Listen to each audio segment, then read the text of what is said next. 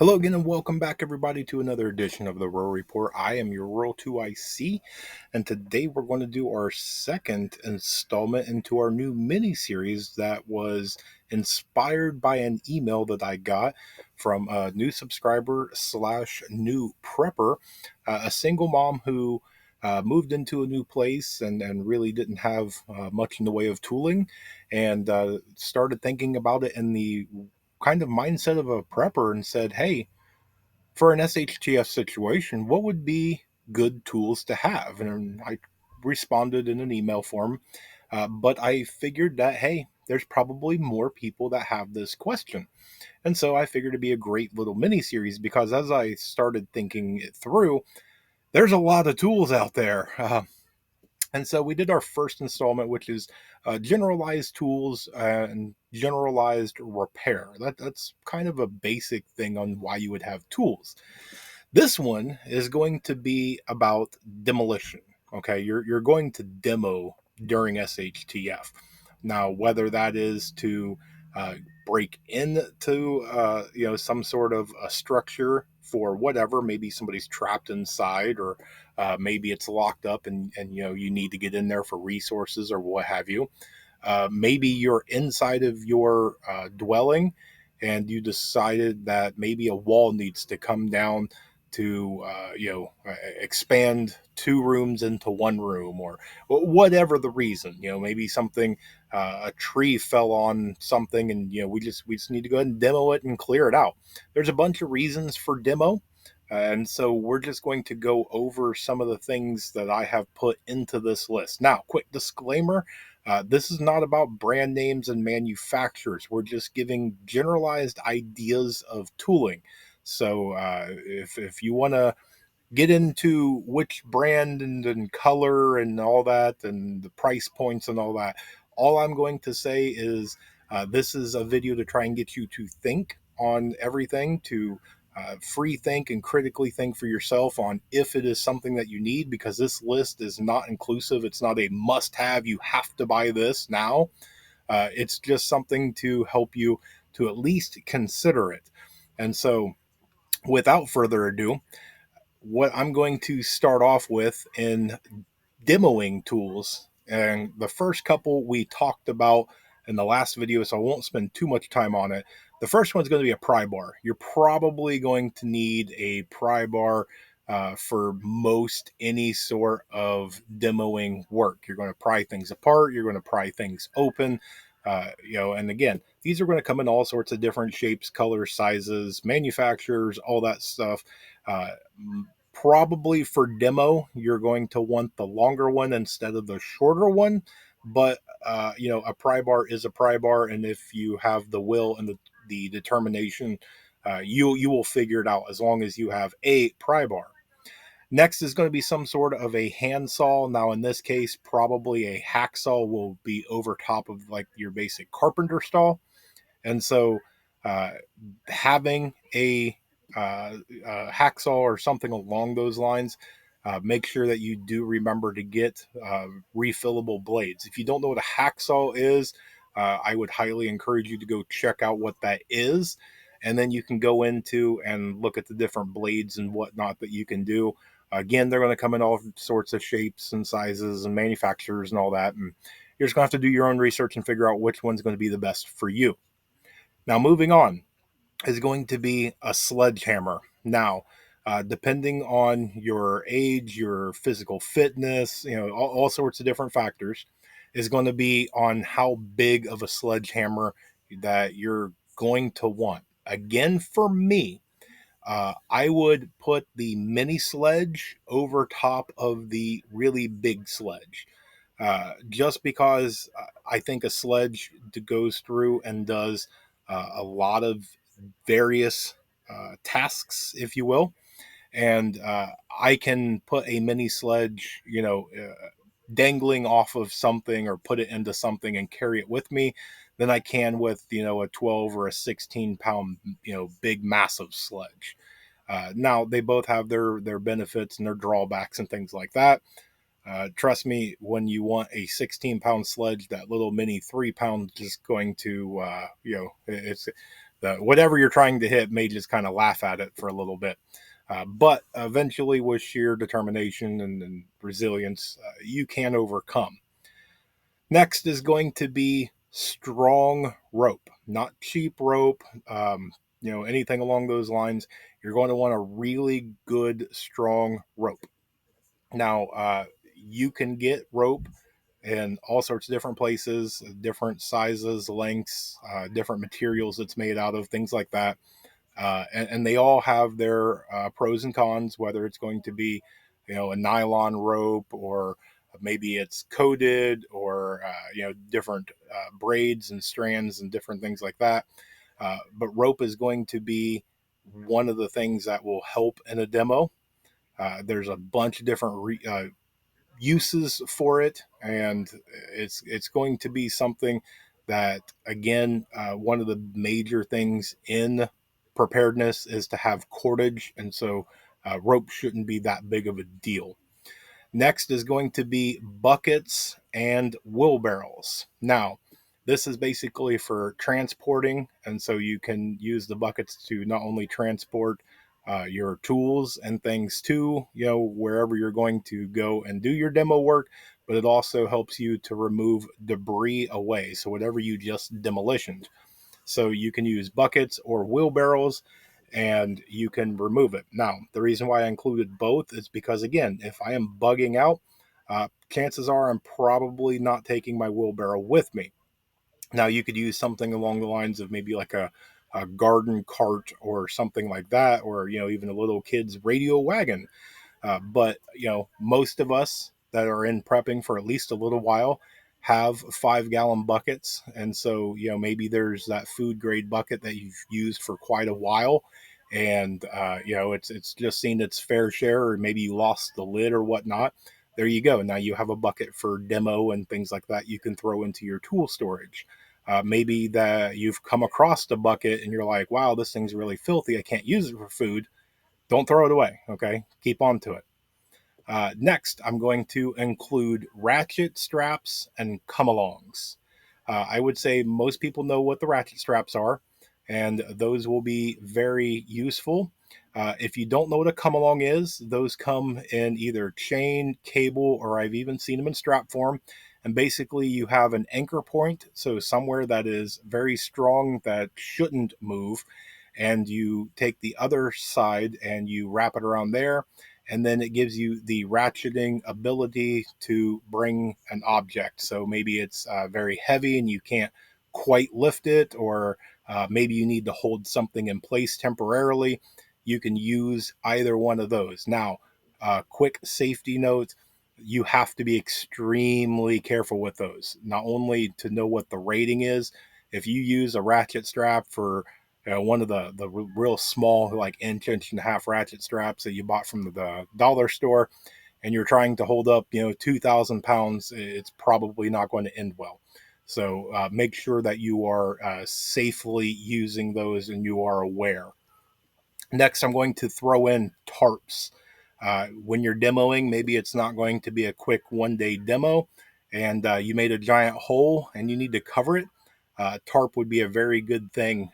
Tarps also would be a protectant. Maybe you're demoing inside and you want to cover a few things.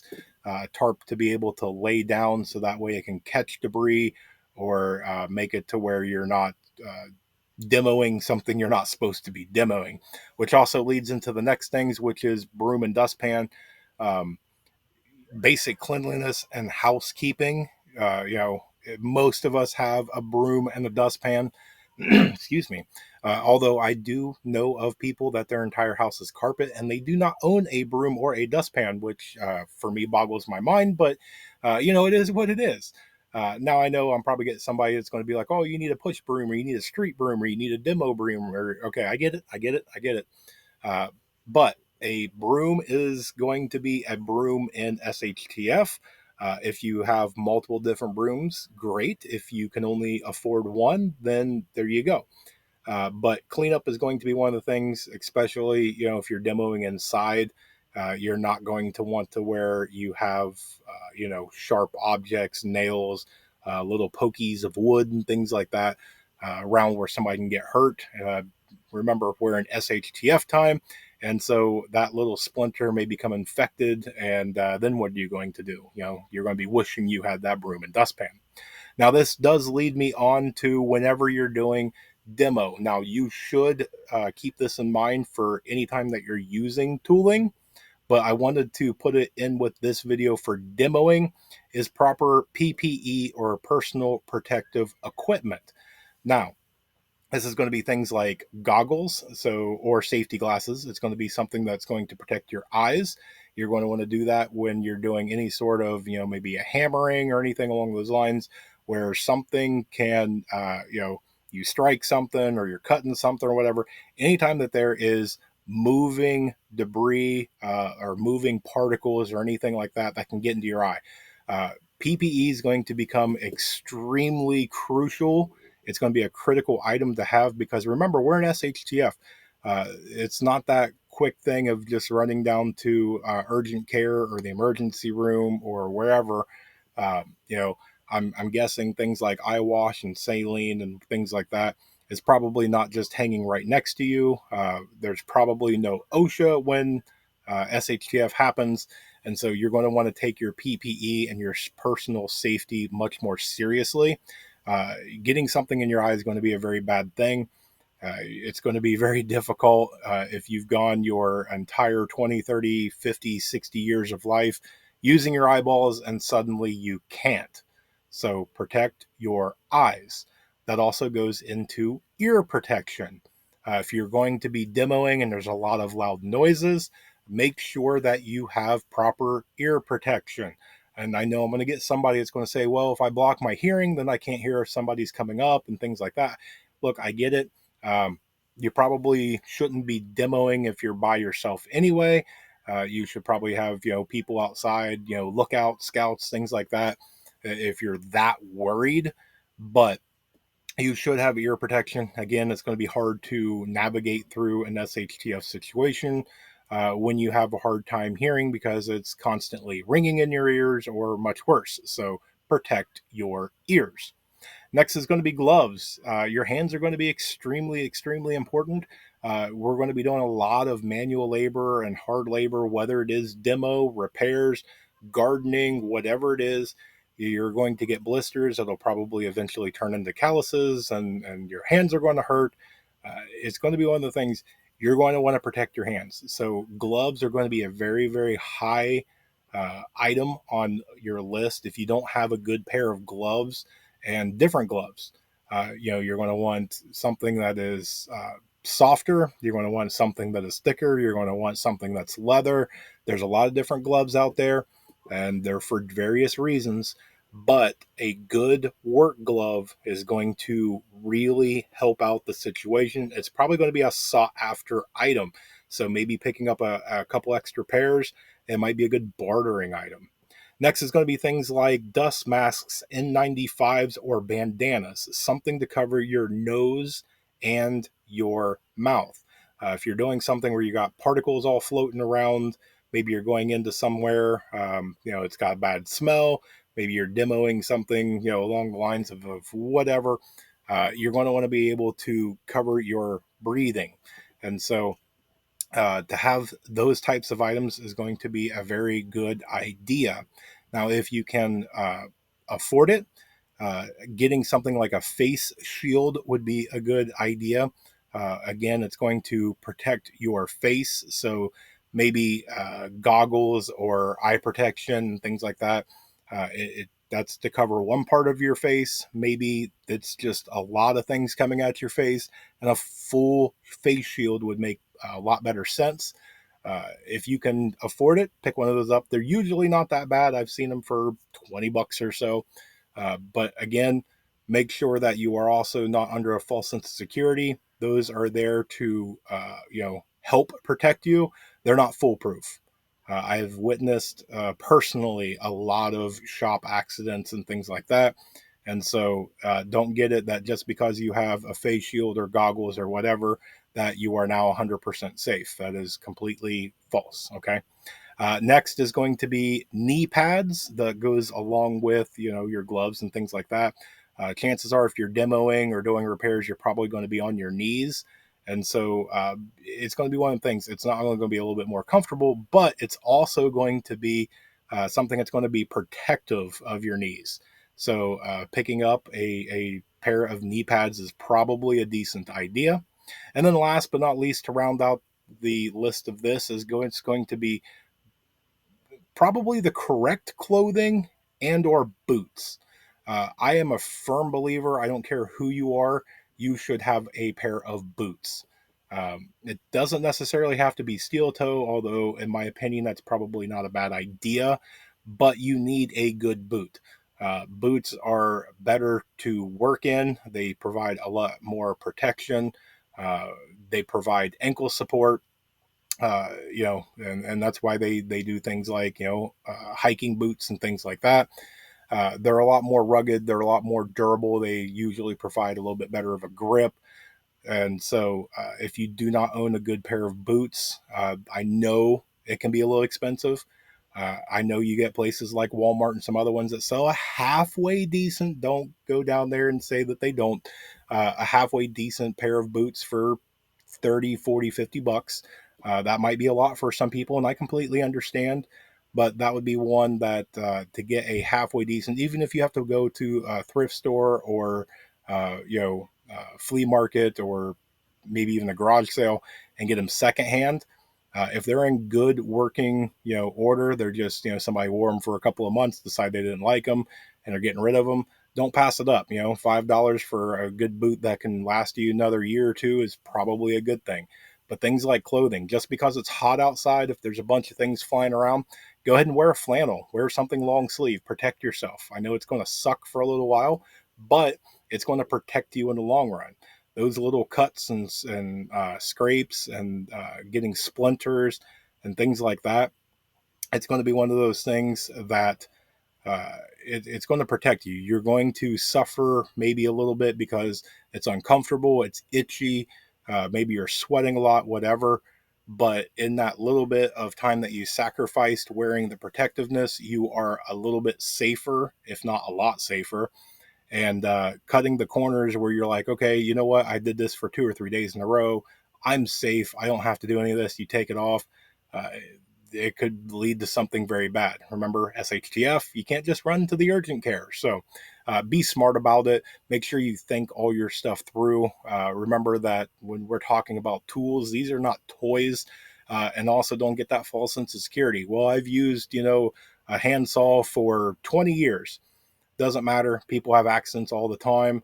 All it takes is, just that one split second, and you could be losing blood or missing a digit, things like that. And don't take for granted that somebody else knows what they're doing. Just because you do and you think that everybody knows how to use a hand tool doesn't mean that they do. You need to make sure that people understand tools. If you are lending them tools during an SHTF situation, don't just toss something at somebody and say, get to work. So, make sure that if you don't own any of these tools, if you go buy them, which some of them I would highly recommend to go buy, it is a good investment.